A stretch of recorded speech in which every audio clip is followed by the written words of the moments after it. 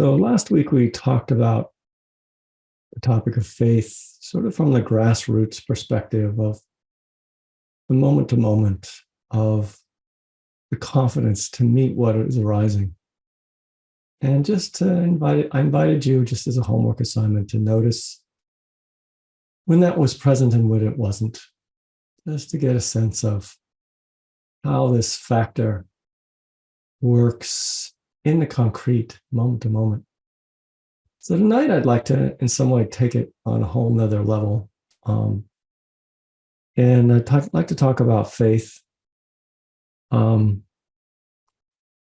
telling you some stories about my own life and my life involving faith.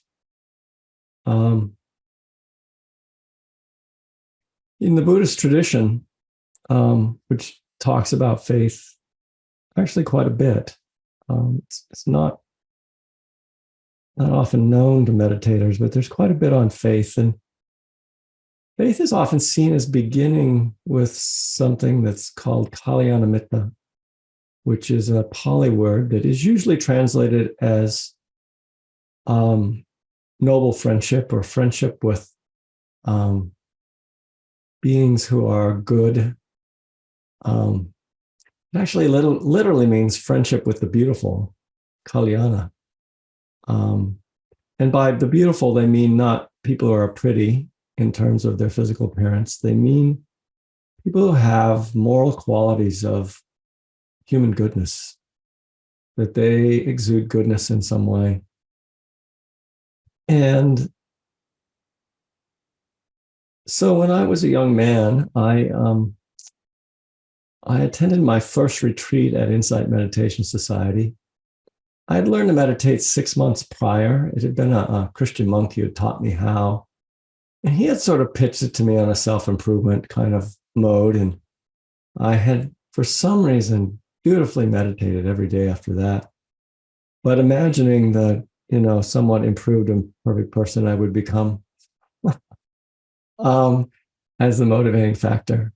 So I went on this retreat, and I would describe it as the moment when there was a birth of genuine faith.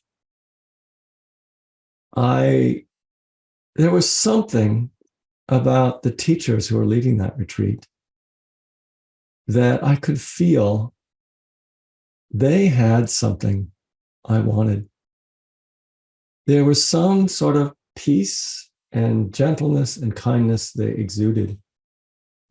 And I could feel it, and I could feel their freedom in some way. And so it's not some abstract notion of freedom that drew me. It was the concrete experience of being with someone who embodied it. And there was born inside of me this sense of what was possible.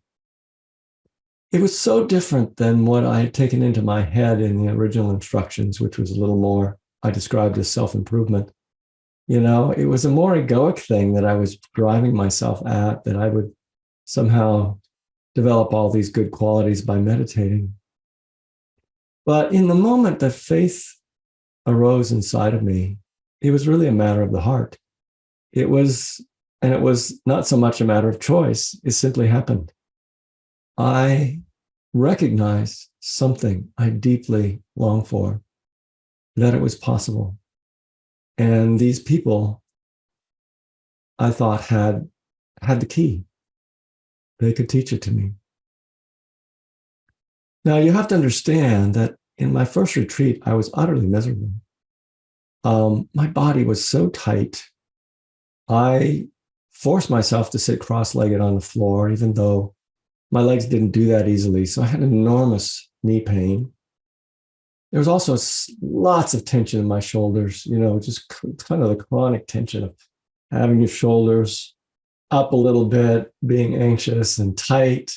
I had slumped. I learned to slump in my life. And so there was just a lot of tension in my shoulders. And so I would sit and try to meditate. And so my body was just so uncomfortable.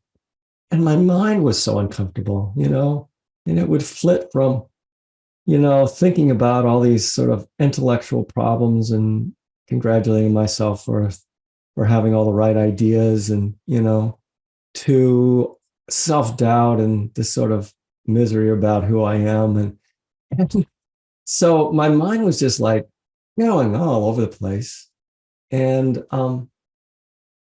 the instructions were clear to keep bringing it back. And it felt kind of hopeless, but I wasn't hopeless. There was something that was born in that moment, just being around the teachers. As I recall, it was Sharon Salzberg was the lead teacher. And then there was a French woman whose name I no longer recall. She stopped teaching at IMS years ago, like 35 years ago. But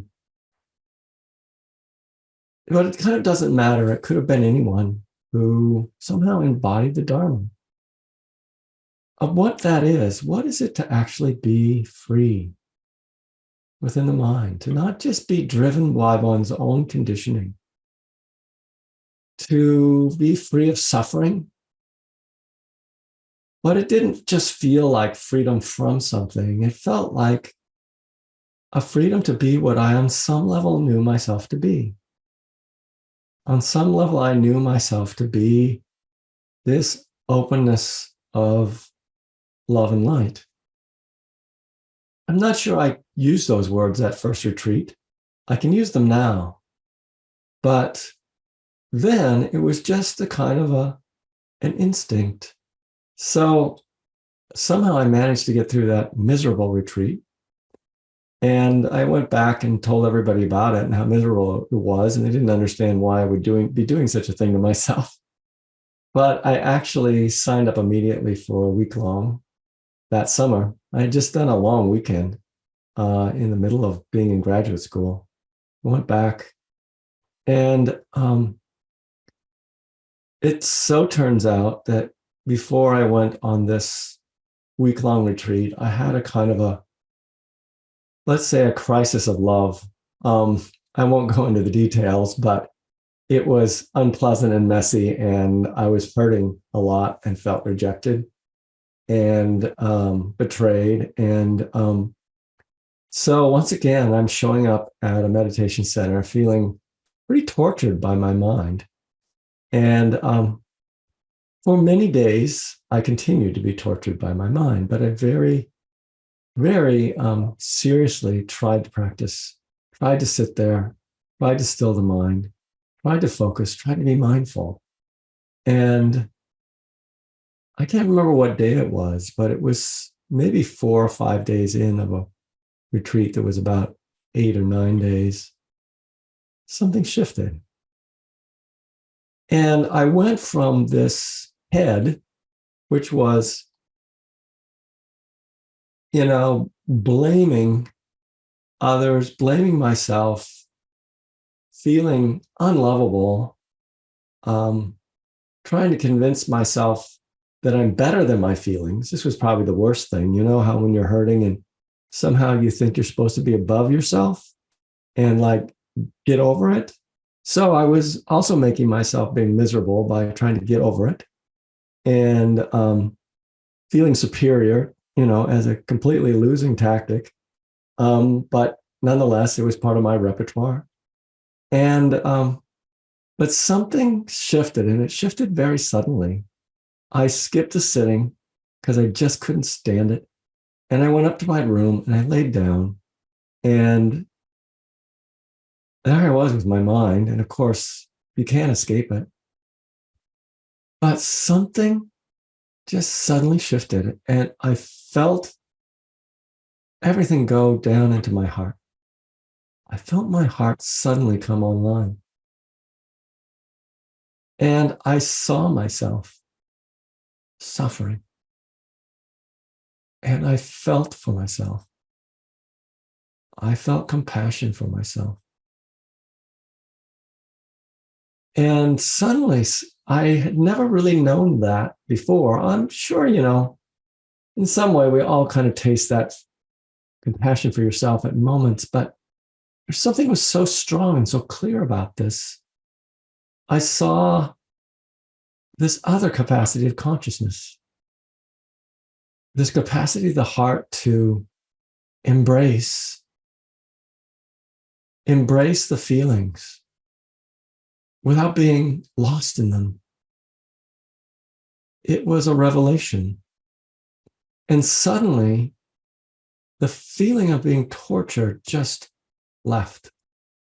And I was left with this feeling of warmth toward myself and warmth toward the other person involved and warmth towards a couple other people who also I felt were involved. And I just felt compassion for everybody. And I didn't feel better than anybody. That whole kind of, I got to be better than this. I got to be better than my feelings. I got to be superior. It just evaporated as the losing kind of tactic that it is. And for the rest of the retreat, I was just kind of in awe of what it was to actually walk through the world with your heart open. I didn't know such things really existed. I, of course, thought this would last forever. It didn't. You probably know that. If you've ever experienced your heart open, it doesn't last forever.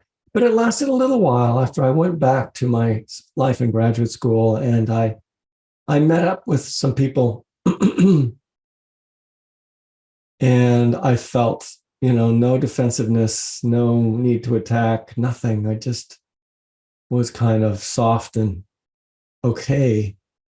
I met some people came up to me who were suffering in various ways, just kind of out of the blue. And I felt I knew what to say that they needed to hear, which was mostly just empathy and reassurance that they're okay. But, as these things go, this was just a little opening, and it didn't last. All my neuroses returned. And, but having seen something, you can't forget it. So faith often begins this way. It begins with contact with somebody else who you sense in some way is further along the path or has realized something that you yourself want to realize. And you start to hang out with them. That's Kalyana Mitta. That's like association with good people. And then you practice. You hear the teaching. And through the people who embody the teaching, you have faith, you have some confidence that teaching can transform you in some way that you feel is really necessary. And that sort of faith and serious practice, it's not quite the same as the egoic thing of improving yourself. It's not that at all. It comes much more, I think, from the heart. It's coming from the heart to begin with. It's the heart that recognizes people like, oh, there's something there. I want to hang out with this person. I want to know what they know. I want to see life through their eyes. I want to feel, the empathy they exude around them. And then you have some faith in the practice. And then perhaps there's some fruit that the practice brings. Now, mine was pretty dramatic, both in the horrible state of mind that I went into the retreat with and the almost instant transformation that happened. That's actually not the case in most cases. Sometimes it's much more gradual. Sometimes you just begin the practice and you notice small things. You notice that you're just less grumpy. You're less quick to react as you go through your day, if you meditate every day. Maybe you do get the opportunity to do an intensive retreat. And as many of you know, it's not easy. It can be quite miserable. But perhaps there's a peace that begins to settle in. Your mind begins to stay with the breath for half a minute. And that's amazing, just to be breathing for half a minute. Not have the mind jumping all over the place. So you begin to get little tastes of the teaching. and how it works. Maybe you hear a talk and you apply the talk in some way, and the light goes on. You see, oh my, this is how it works. What I want to share with you tonight is the trajectory of faith. You know, there are steps, there are little steps, and it builds. In the Buddhist tradition, it's a little different than in Christianity about the word faith. Sometimes in Christianity, faith is used as a substitute for knowing something. You know, you have faith in it because there's no way you can know it. Someone tells you such and you believe them. In Buddhism, the word saddha, or shraddha, if you want to use Sanskrit, it refers to a confidence that grows in one. So the confidence in the practice grows as you reap the fruit of the practice. But right in the beginning, and this is kind of what I want to say, right in the beginning, the heart glimpses something. The heart glimpses a possibility, maybe a possibility it can't even articulate. My mind had a possibility it could articulate. It was like, okay, I want to be enlightened. You know, somehow it placed its hat on the getting enlightened kind of thing. So it had an idea. It actually had another idea that came from the Christian tradition, which I was raised in. And this happened on the very first retreat. I remember this moment of intense shame. And I mean shame not in the unwholesome way that so many of us inflict ourselves with shame. This was a very wholesome shame of realizing a mistake I'd been making. That from early on, from even a child, there had been this longing in me to know God. That's what had been presented to me in my youth, that there is a God and it is possible to know God. And that resonated with something inside me. And at the time that I did that first retreat, and I was in graduate school, I was in the second year of a doctoral program in theology, in Christian theology. And I had this sudden realization, Mark, what are you doing? You don't want to know about God. You want to know God. It's very different. It's entirely different. So there I was, like busting my brain with all these deep thinkers and complex ideas and complex ways to make sense of certain teachings. And in a flash, I suddenly realized, oh man, I was deluded. There's something I want is about knowing God. And I must say, in that first retreat, those two ideas coming from two different religious traditions, they kind of merged. The felt sense of freedom and peace I felt in these persons who were not Christian, that were practicing Buddhism, and what I had always longed for, that I had called knowing God, they kind of came together in that moment. And I realized, wow, I feel like these people have more of what I'm actually longing for than these PhDs and famous academics that I'm studying with. They actually have it right here. So I must say that was a certain kind of poison pill that I took for my theological career. It took many years to get off that track. I actually finished my PhD, but it set the works in motion where I was no longer really satisfied with just being on a track to a doctorate. And I did the week-long retreat. I did a 2-week retreat. I managed to squeeze that in. And I realized I actually got deeply depressed. And I couldn't sleep at night. I wasn't thinking about this particular problem, but something in me was. And I came out of it with a dream. And the dream was I was picked up by some unseen force, grabbed my back and started lifting me up away from the ground. I felt utter terror, like some monster was picking me up, was going to drop me, and I was going to be smashed against the earth. So it picked me up and we're going farther and farther. and the air is getting thinner. And I suddenly realize, no, it's letting me see the whole earth. It's like, wow, this is beautiful. And the whole feeling of the dream changed. And for some reason, that just like shifted something. I woke up. I wasn't depressed temporarily. It did come back. But in that moment, I decided to take a leave of absence from my doctoral program and to sign up for a 3-month silent retreat and then travel to Asia. And I wasn't sure I was coming back from Asia, to tell you the truth. I even hired a Thai tutor to teach me the Thai language because I thought I might want to go to Thailand and just ordain as a monk. So this is the young Mark Hart. It isn't your story, but you might be able to find points of reference. Like what was the moment where the idea of freedom really took root in you? Where the practice seemed to come alive, where it was done from the heart, where the heart recognized, this is what I want. This is what I want for myself. This is what I want to give to myself. This is who I want to be in the world for others.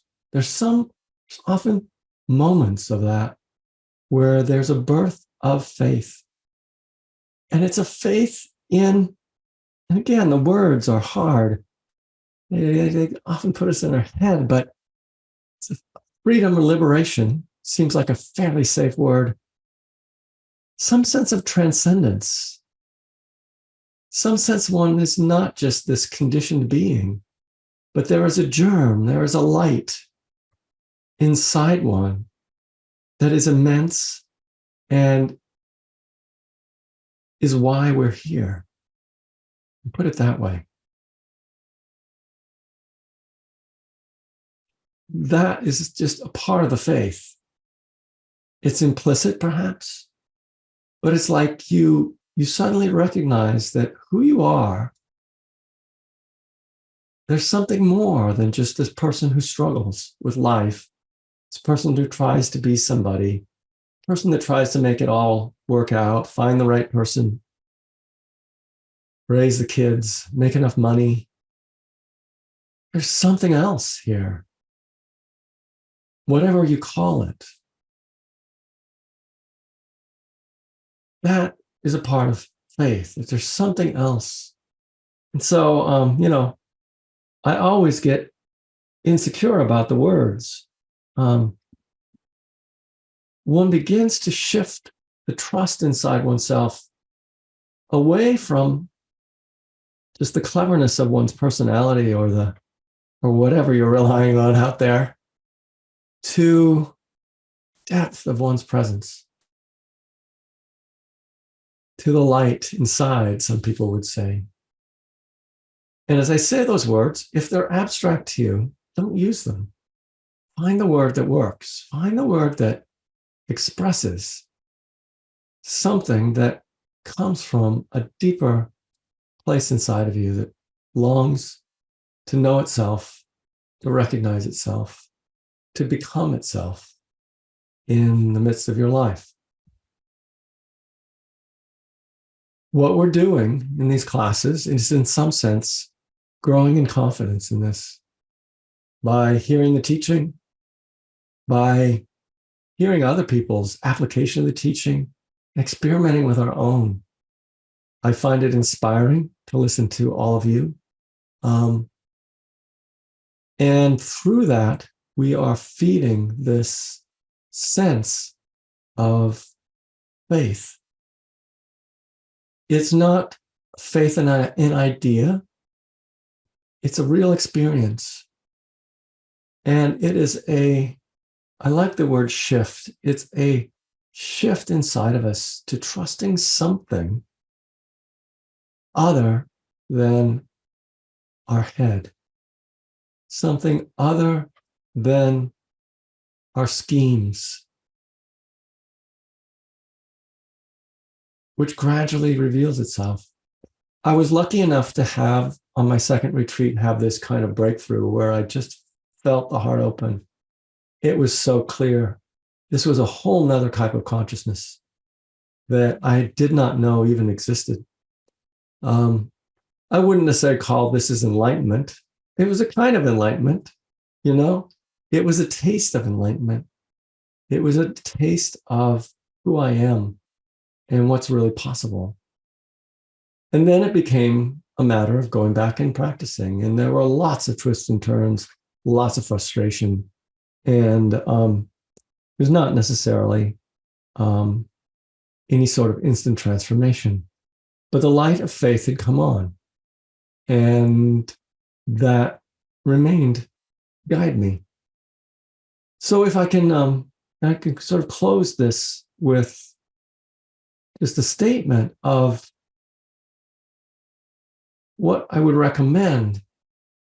Is maybe this week, take a little time to reflect on your own life.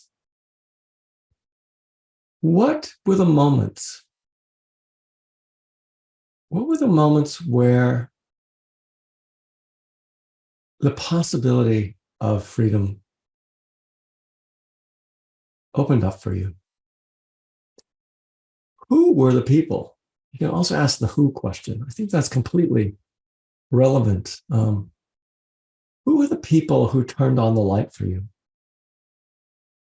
Who embodied something you naturally wanted to be around?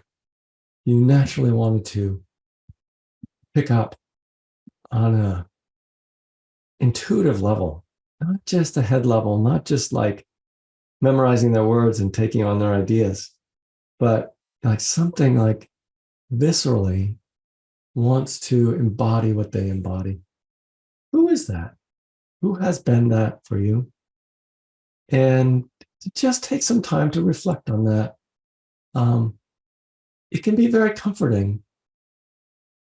It can begin to give you even a sense of how blessed and guided your life has been. You know, if you actually begin to trace back these sort of little candles in your past where someone shed some light on you and someone let you consider who you really are and what's possible.